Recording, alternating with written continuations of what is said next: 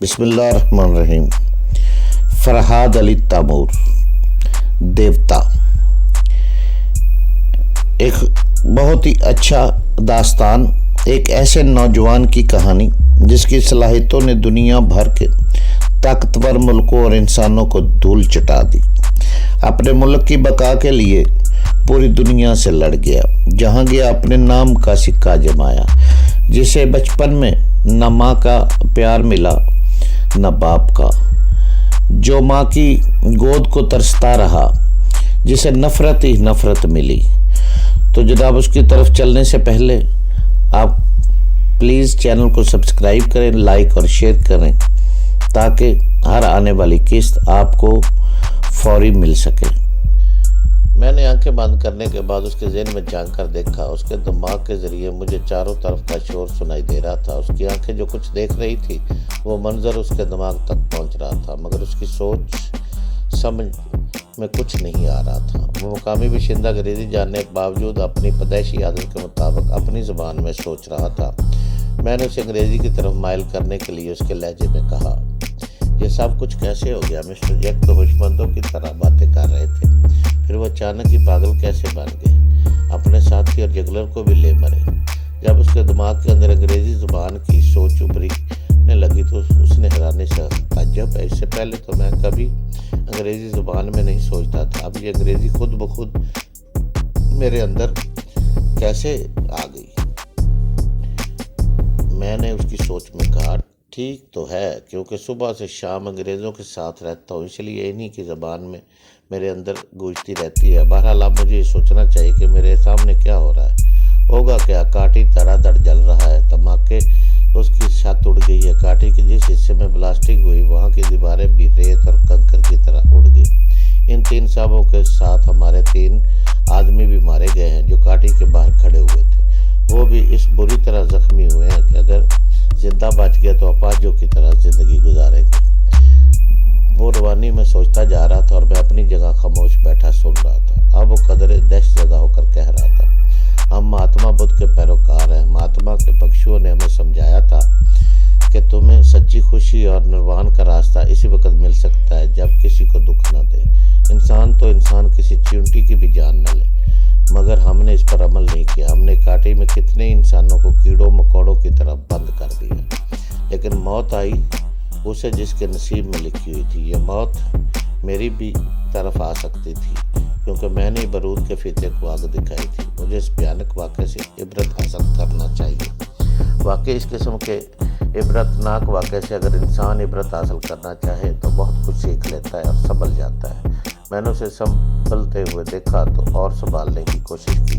اس کی مثبت سوچ میں کہا، میں اب بھی ان مظلوموں کے کام آ سکتا ہوں جنہیں کاٹی میں بند کر دیا گیا۔ وہ 3 بڑے انگریز جو ہم پر حکومت کر رہے تھے، ان کے چتھڑے اڑ گئے۔ باقی جو انگریز بچے ہیں، ہم ان سے نمٹ سکتے ہیں۔ مجھے حساب کرنا چاہیے کہ یہاں کتنے انگریز رہ گئے۔ وہ حساب کرنے لگا، اس جزیرے میں اور اس کے ساتھ والے جزیرے میں کتنے انگریز ہیں۔ ایک ایک کو گننے کے بعد پتہ چلا کہ جو بھی سفید فام ہے اور ہیں۔ میں نے اسے اکسایا کہ 15 کی گنتی میں ہیں، انہیں تو ایک ہی حلے میں ختم کیا جا سکتا ہے۔ یہ جزیرہ ہمارا ہے، یہاں صرف ہماری حکومت ہونا چاہیے۔ میں اپنے آدمیوں کو بغاوت پر آمادہ کروں گا۔ وہ خود تباہ ہو گیا۔ اپنے آس پاس کھڑے ہوئے مقامی لوگوں کے حوالے سے وہ بھی 2-3 مارے جا چکے تھے۔ اب اس کی سوچ کام کر رہی تھی، اس لیے میں اسے تیار کرنے لگا اور وہ تیار ہو گیا۔ اس نے اپنی زبان میں ارد گرد کھڑے لوگوں سے کہا، میں اس کی زبان تو نہیں سمجھ سکتا، لیکن اس کے بدلے ہوئے تیور سمجھ رہا تھا۔ میں نے کچھ دیر بعد اس سے دماغی رابطہ ختم کر دیا، پھر اپنی جگہ سے اٹھ کر اس کمرے سے دوسرے کمرے میں گیا۔ اب تمام قیدی کسی حد تک بظاہر پرسکون نظر آ رہے تھے اور ایک دوسرے سے آہستہ آہستہ باتیں کر رہے تھے۔ میں سونیا کو بتانے لگا کہ موت ڈاکٹر شیطان وغیرہ کی طرف کس طرح گئی تھی، اور اب یہاں کے ایک مقامی باشندے کو میں تیار کیا ہے۔ پھر میں نے سونیا سے پوچھا، کیا تم نے معلوم کیا ہے یہ مقامی باشندے قیدی کیوں ہوئے؟ ہاں، ڈاکٹر شیطان ان لوگوں کو باغی سمجھتا تھا۔ یہ لوگ بڑی تحریک چلا رہے تھے، سمگلروں کو اس جزیرے میں سے بھگا دینا چاہتے تھے، لیکن یہاں کے بہت سے مقامی باشندے ان سمگلروں के साथ मिल गए थे। उन्होंने इस खुफिया तरीक की इतला डॉक्टर शैतान को दे दी, जिसके नतीजे में ये गिरफ्तार हो गए। अब कुछ बागी हैं, ये अंग्रेज़ शनाख्त नहीं कर सके, इसलिए वो अभी आज़ाद हैं और इन्हें मौका मिल गया तो इन अंग्रेज़ों को चुन चुन कर कत्ल कर देंगे। सोनिया से बातें करने के दौरान कांटे के करीब हमें कदमों की आवाज़ें सुनाई दी। फिर कोई दरवाजे करीब आकर मुकामी ज़बान में कहने लगा। तमाम कैदी इसकी बातें तवज्जो सुन लगे। थोड़ी देर बाद जवाबन कुछ कहने लगे। सोनिया ने मुझे बताया कि बाहर से बातें करने वाले इन कैदियों का साथी है। वो कह रहा है कि वो दरवाजे का ताला खोलने वाला है, लिहाजा हम उसे अपना दुश्मन ना समझें और दरवाज़ा खुलते ही बाहर आ जाए। बाहर जो कोई हमारी मदद के लिए आए हैं, इनके हथियार नहीं है। तमाम लोगों में जो भी हथियार हैं उनसे उठा लिए गए हैं, वो तकसीम किए जा सकेंगे, लिहाजा निकलते ही आप अपनी अपनी हिफाजत आप करें। इतने में दरवाज़ा खुल गया। आज़ादी की ख्वाहिश में सभी एक दूसरे को धकेलते हुए बाहर निकलने लगे। मैं और सोनिया गोशे में खड़े हो गए। इसी वक्त हमें उस औरत की आवाज़ सुनाई दी जिसके अभी बच्चा हुआ था। मैं उस नन्ही सी जान को लेकर कहाँ जाऊंगी? खुदा के लिए मुझे मेरे घर तक पहुंचा दो। सोनिया की ज़बान समझ रही थी। उसने मुझे समझाया वो क्या कह रही। इस औरत के लिए क्या किया जा सकता है? फराद, ये इतने से नवाजिदा बच्चे को लेकर कहाँ जाएगी? हाँ, यही सभी को अपनी अपनी फिक्र है, लेकिन हम उसे बेयारा मददगार छोड़कर नहीं जाएंगे। तुम उसे जाकर तसल्ली दो, मैं बाहर जाकर अपनी हिफाजत का कुछ बंदोबस्त करता हूँ। सोनिया इस औरत के पास चली गई। इतनी देर में वो कांटे खाली हो गया। सभी बाहर चले गए थे। मैं भी बाहर आकर लोगों को देखने लगा। कैसे रिहा होने के बाद बहुत से लोग इधर उधर भाग रहे थे। अंधेरे में चंद अफराद नजर आ रहे थे। मैं ख्याल खानी के जरिए जिस मुकामी बाशिंदे के दिमाग तक पहुंच गया था, उसे शक्ल सूरत से नहीं पहचानता था। मैंने दोबारा उसके ज़हन में झांक कर देखा तो पता चला वो कांटे के करीब मौजूद है। तब मैंने उसकी सोच में कहा, जो फराद और सोनिया नाम के दो अजनबी पकड़े गए हैं, इन्हें हमारा बास खतरनाक कहता था। मुझे फराज से तारफ़ हासिल करना चाहिए, वो हमारे काम आ सकता है। वो यहीं कहीं होगा। कहाँ है वो? इसकी सोच ने बताया वो अंधेरे में आंखें फाड़ फाड़ कर इधर उधर देख रहा है, यानी मुझे तलाश कर रहा है। फिर वो कांटे के दरवाजे की तरफ देखकर मेरी तरफ आने लगा।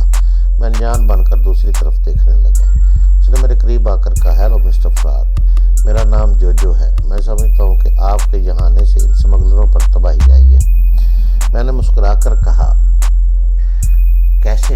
ये तुम्हारा अपना ख्याल है, वरना तुम अच्छी तरह जानते हो कि मैं इस घाटी में कैद होकर रह गया था। मैं नहीं जानता कि मौत की बाजी किस तरह पलट गई। वैसे अगर तुम दोस्त बनकर आए हो तो अपनी ये स्टेन गन मुझे दे दो।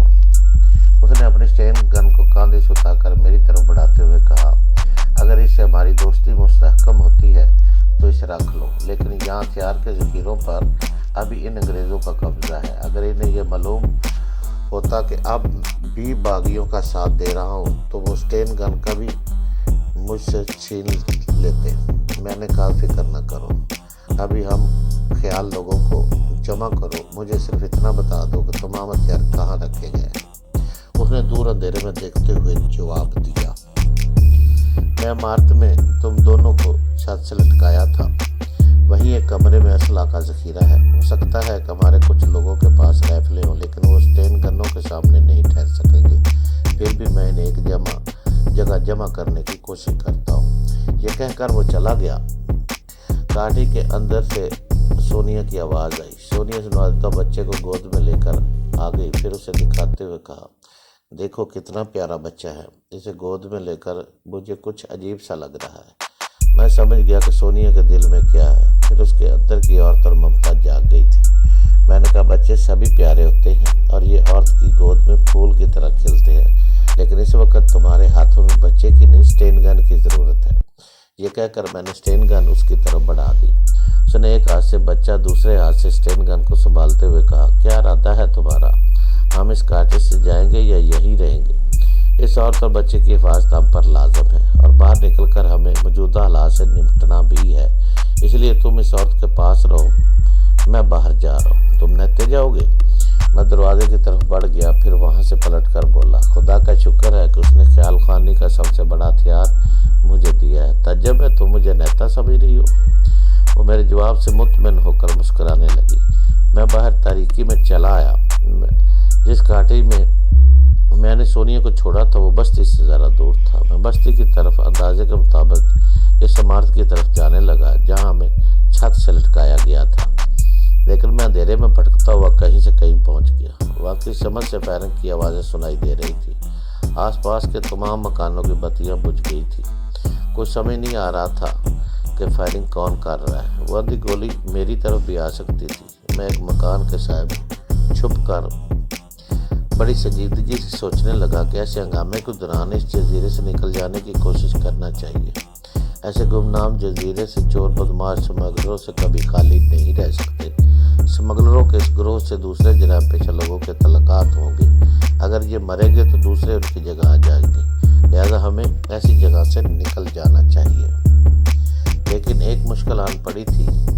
ایک ماں اور ایک چھوٹا سا بچہ، اس کی حفاظت کرنا ضروری ہو گیا تھا۔ ایسے وقت سبھی اپنی اپنی جانیں بچا رہے تھے۔ میں اور سونیا بھی یہاں سے کسی طرح فرار ہو سکتے تھے، لیکن یہ کوئی مردانگی سی مجھے گوارا نہیں تھا۔ اس لیے تو سبھی خطرات میں لے لیتا تھا اور کسی طرح بچ بھی نکلتا تھا، مگر انسانیت کا یہ تقاضا یہ تھا کہ خطرات کا سامنا کیا جائے۔ ایک بچہ ابھی اس دنیا میں آیا ہے، جینے کا حق لے کر آیا تھا۔ میں اسے اس حق سے محروم نہیں کرنا چاہتا تھا۔ میں اس مکان کے سائے سے نکل کر دوسرے مکان کی طرف بڑھنے لگا۔ میں یہ معلوم کرنا چاہتا تھا کہ فائرنگ کہاں سے ہو رہی ہے اور عمارت کہاں ہے جس میں گولہ بارود ہے۔